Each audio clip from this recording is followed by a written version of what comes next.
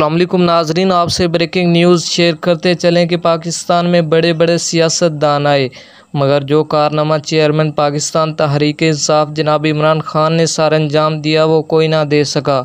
आपसे बड़ी अहम तरीन खबर शेयर करते चलें कि चेयरमैन पाकिस्तान तहरीक इंसाफ जनाब इमरान खान की बैरून मुल्क में रवानगी और सियासत को हमेशा के लिए खुदा हाफिज़ कहने के हवाले से बड़ी खबर आ गई।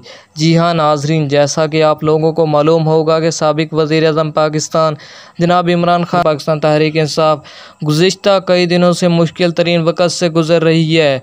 पार्टी के मरकज़ी कायदीन को भी गिरफ़्तार किया गया और हज़ारों की तादाद में पार्टी कारकुन भी गिरफ़्तार किया गया।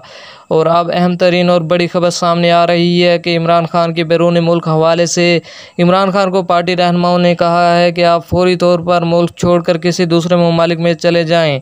पार्टी रहनुमाओं का मज़ीद कहना था कि जैसा कि मियां मोहम्मद नवाज शरीफ मुल्क से बाहर चले गए हैं और कुछ अरसे के बाद ही मुल्क में इनकी दोबारा मकबूलियत बहाल हो गई है, आप इसी तरह कुछ अरसे के लिए मुल्क से बाहर चले जाएं। जब हालात बेहतर हो जाएंगे आप वापस आकर सियासत कीजिएगा। लेकिन चेयरमैन पाकिस्तान तहरीक इंसाफ जनाब इमरान खान ने साफ साफ इनकार कर दिया।